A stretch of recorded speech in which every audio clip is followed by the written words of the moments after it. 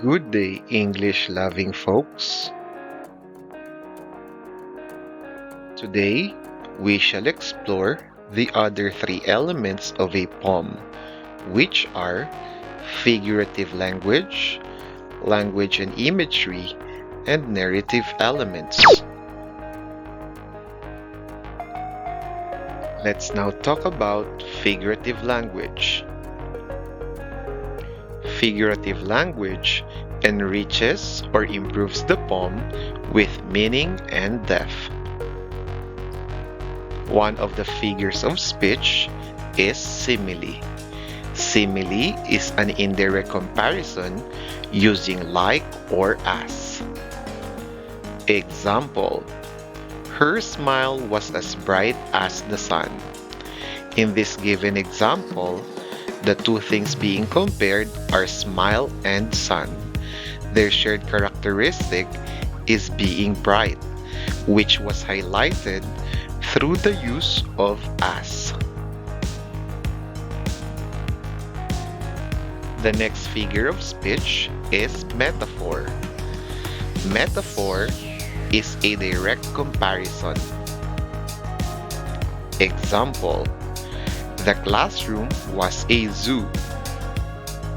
The two things which were directly compared here are classroom and zoo, which may mean that the classroom is chaotic and noisy, like a zoo that is full of loud, active animals.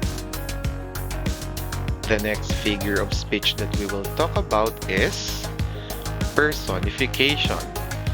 Personification is giving human traits to non-human things like objects, animals, nature, or abstract ideas.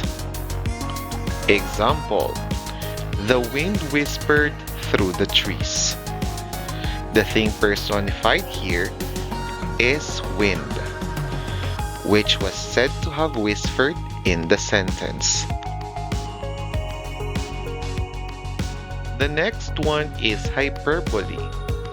Hyperbole is deliberate exaggeration, or in other words, intentional overstatement. Example: I'm so hungry, I could eat a horse. We know that eating a horse is impossible, but this was stated to emphasize a certain point that the speaker is so hungry. The next one is symbolism.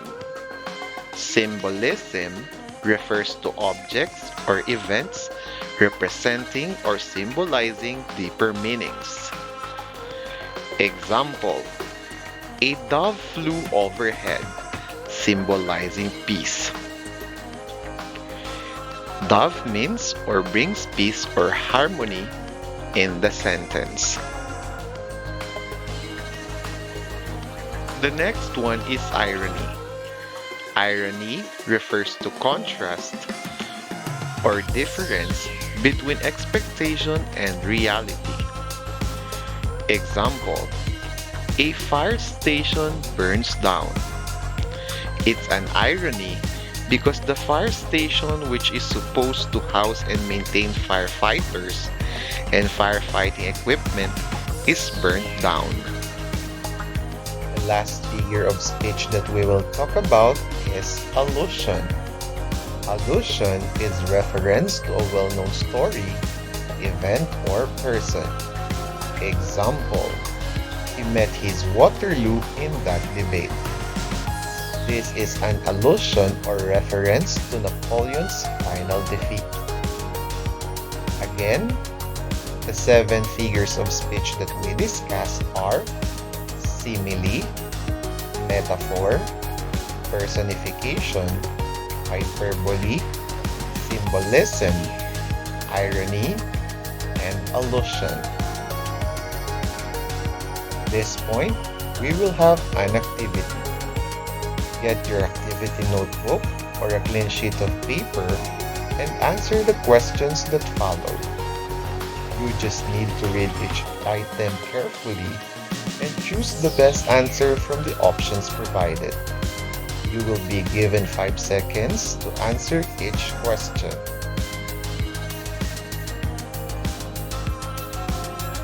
Number 1. Which of the following is an example of a simile? A. The wind whispered through the trees. B. Her voice was as soft as a lullaby. C.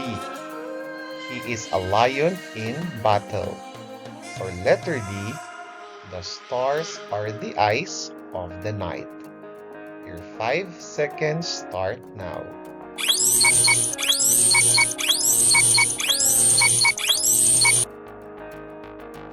You got it right. The answer is letter B. Her voice was as soft as a lullaby. This is an example of a simile.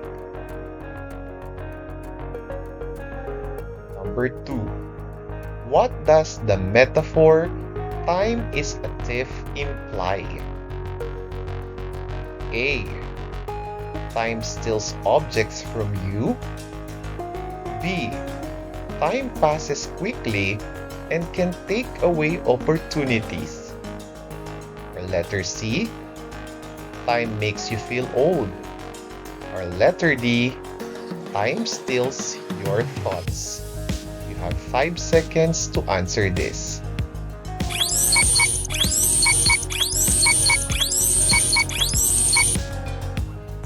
That's correct. The answer is letter B. Time passes quickly and can take away opportunities. That is the implication of the metaphor "time is a thief." Let's now proceed to question number 3. Which of these is an example of hyperbole? A. He ran as fast as a cheetah. B. The car broke down after a long drive. Letter C. I'm so hungry, I could eat 1,000 pizzas. Or letter D. The moon is shining brightly tonight. You have 5 seconds to answer this.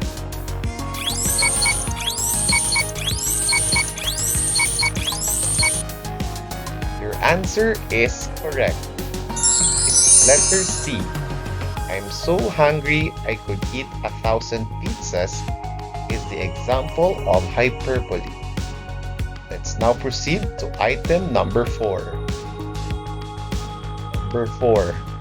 What is being personified or given human trait in the sentence, "The flowers danced in the breeze"? A. The breeze. B. The flowers. C. The sun. Or letter D. The sky. You have 5 seconds to answer this.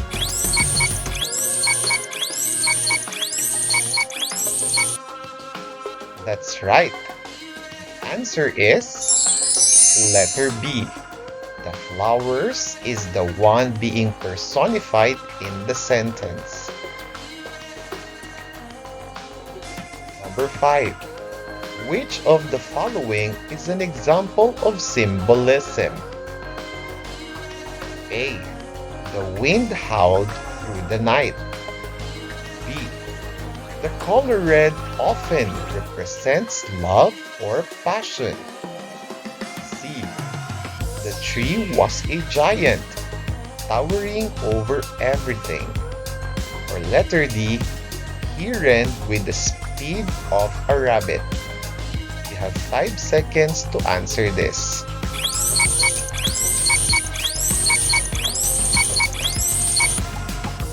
That's correct. The answer is letter B. The color red often represents love or passion is the example of symbolism. Let's now proceed to the next element, which is language and imagery. Language and imagery usually appeal to the reader's senses and emotions. Imagery. Imagery is the descriptive language that appeals to the five senses, which are the sense of sight, sense of hearing, sense of touch, sense of taste, and sense of smell. Example: the clock ticked loudly in the quiet room. Obviously, the word loudly is the one that appeals to our sense of hearing. Next is diction. Diction refers to the poet's word choice and language style, which can be formal or informal. Example: thou art more lovely and more temperate. This example is formal, poetic diction from Shakespeare. Next is tone. Tone is the poet's attitude toward the subject. In other words, it is the poet's feelings or viewpoint about what they are writing about. Example: how dare the world ignore our pain? The tone of this is angry or defiant. The next one is mood. Mood is the feeling evoked in the reader.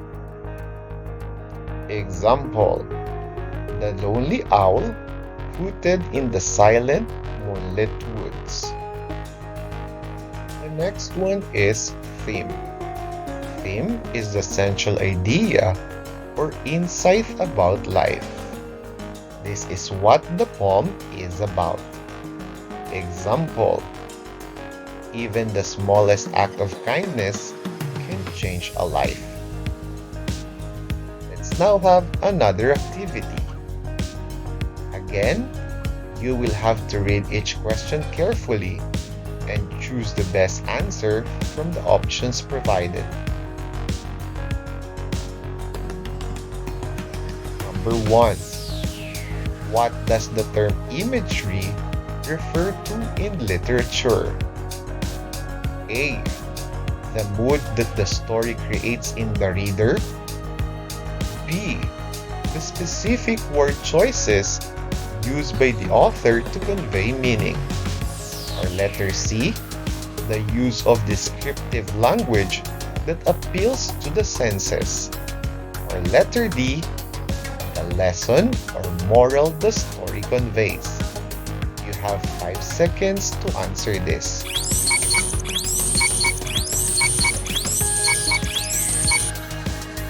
You got it right. The answer is letter C. The use of descriptive language that appeals to the senses. Number 2. What does diction mean in literature? A. The emotional atmosphere created by the text. B. The tone or attitude the author expresses in the story. C. The choice and arrangement of words in writing. Or letter D. The underlying message or central idea of the story. You have 5 seconds to answer this.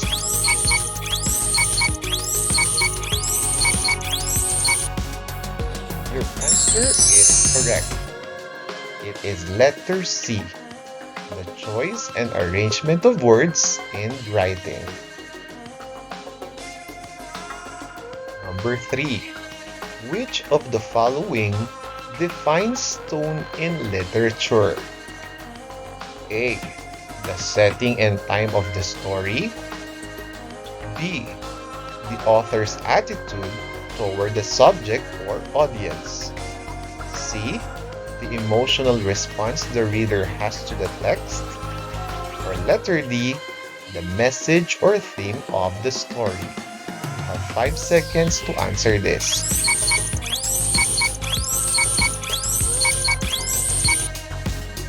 Exactly. Answer is letter B. The author's attitude toward the subject or audience. That is tone. Number 4. What is mood in literature? A. The message or lesson the author wants to communicate. B. The emotions that the reader feels while reading the story. C. The way the author uses figurative language. Or letter D. The physical environment in which the story takes place. You have 5 seconds to answer this.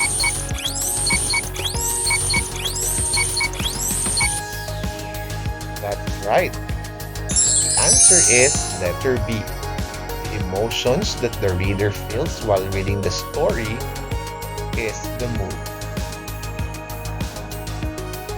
Number 5.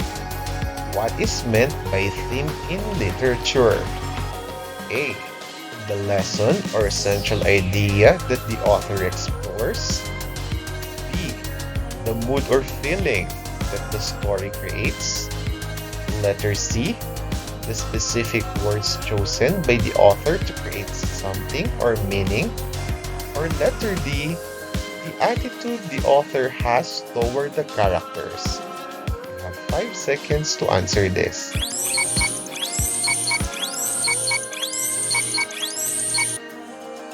You got it right. Answer is letter A. The lesson or central idea that the story explores is the theme in literature. I hope you were able to perfect this activity.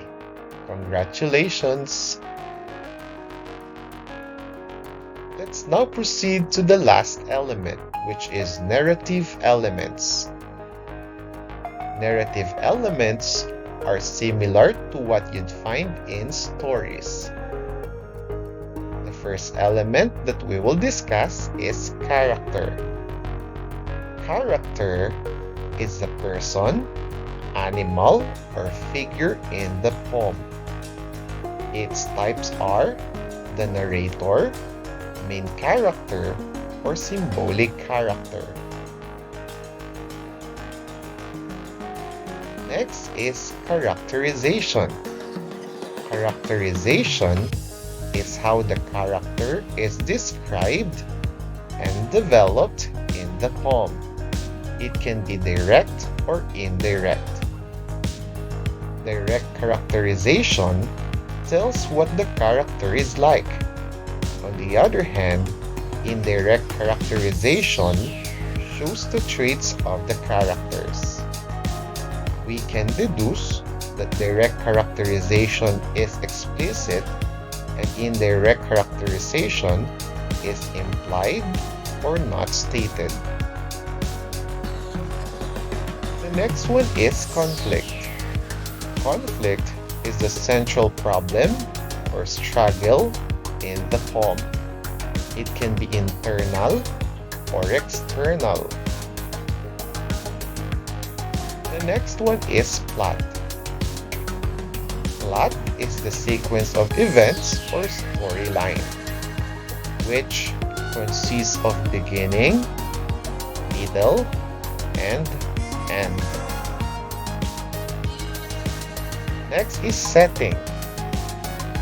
Setting is the time and place of the poem's events. The last one is point of view. Point of view is the perspective or POV, which can be a first person, third person, etc. Let's now have the last activity. Again, you will just have to read each item carefully. Choose the best answer from the options provided. Are you ready? Number 1. Which of the following best describes the character in a poem? A. The events that happened in the poem. B. The emotions felt by the reader. C. The person, animal, or figure in the poem. Or letter D. The time and place where the poem take place. You have 5 seconds to answer this.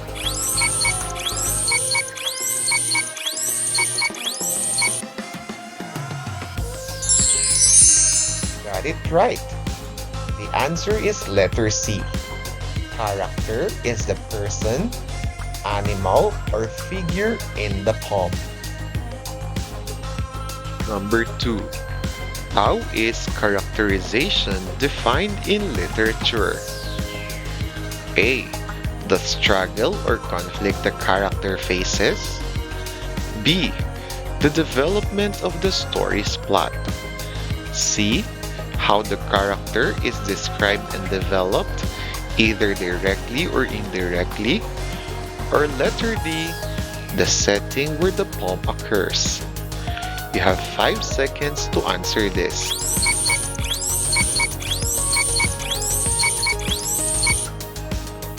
That's right.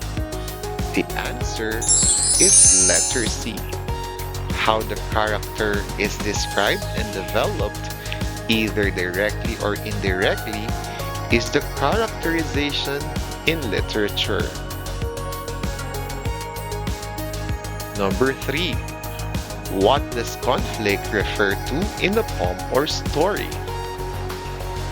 A. The character's thoughts and emotions. B. The time and place where the story occurs. Letter C. The central problem or struggle the character faces, either internal or external. Or letter D. The perspective from which the story is told. You have 5 seconds to answer this.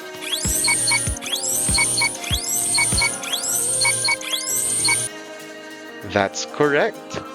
The answer is letter C. The central problem or struggle the character faces, either internal or external, is the conflict in the poem or story. Number 4. What is the plot of a story or poem? A. The sequence of events or storyline, including the beginning, middle, and end. B. The emotions that the reader experiences while reading the poem. C. The time period and setting of the poem's events. Or letter D. The character's physical appearance and personality traits. Again, you have 5 seconds to answer this.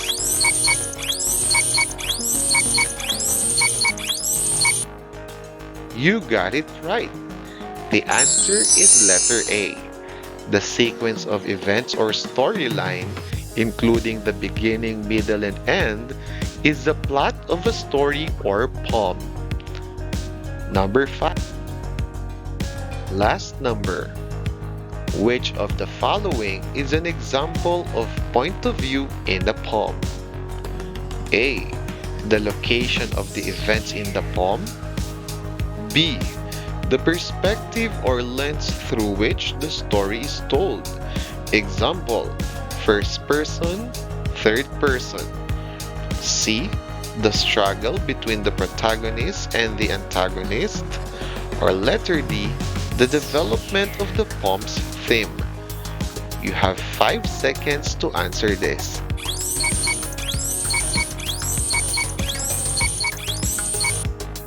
That's correct. The answer is letter B. The perspective or lens through which the story is told, which can be first person, third person, is the point of view in a poem. I hope you learned something today. Thank you for watching.